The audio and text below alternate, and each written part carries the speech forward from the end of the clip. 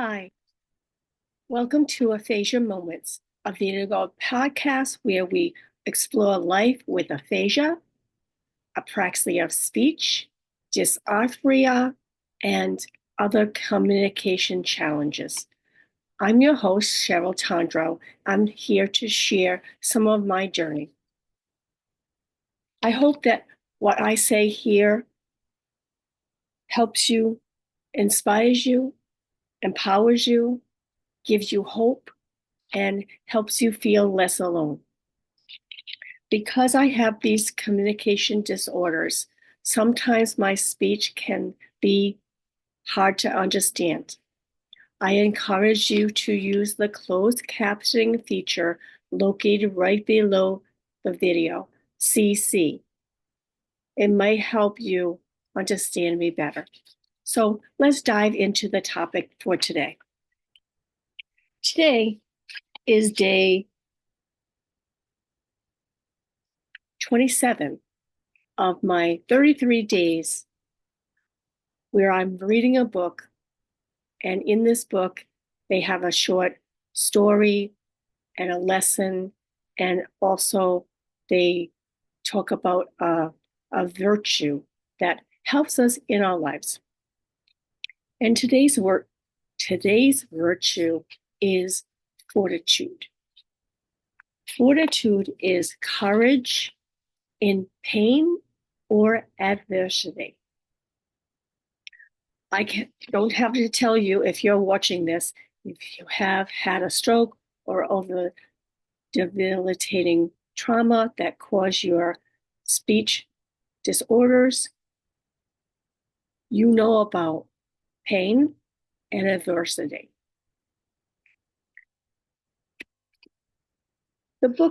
In this book, the virtue of fortitude is a moral virtue that ensures firmness in the face of difficulties and obstacles, and consistency in the pursuit of holiness. Deep, still waters in the soul are the gift of fortitude.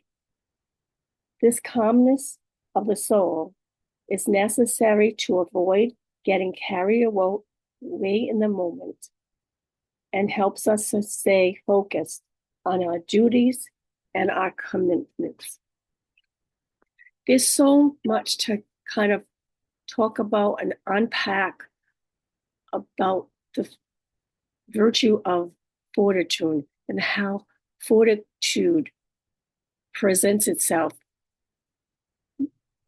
kind of naturally, I think, when we're going through our journey, when we're trying to get better, recover, and move forward to live our very best life.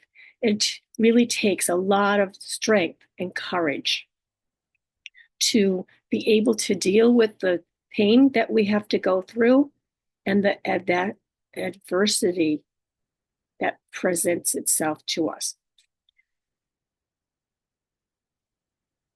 I think I was reminded of this quote: "You never know what people are going through, and sometimes the people with the biggest smiles are struggling the most. So be kind." We don't always have to endure the pain by ourselves. We can share our experiences with other people, and sharing how much struggle we're going through kind of sometimes helps. But there's so many times that we don't want to burden other people. We want to be strong. We want to be independent. And that fortitude, that strength and courage that we use in these times that we're really struggling really helps us to get through the recovery and to be the best people that we can be. So I'm thinking about three different aspects of what we go through, and pain is one of them. I saw a study that said 40% of all people with stroke, after the stroke, have some kind of pain. I think I also saw that with people with aphasia, there's a high percentage of us who also have either some kind of paralysis on the right side or hemiparesis, which I have.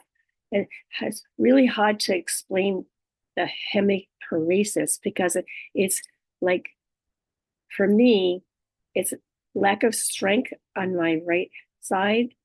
And from time to time, it's shooting pains or numbness and other things. And I also have central pain syndrome and allodynia.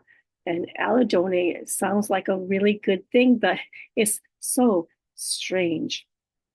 It presents itself differently to everybody, but allodynia is having pain from things that don't normally cause pain. So it's an abnormality. I can tell you that two really specific times that the allodynia comes for me is using something metal, like a key.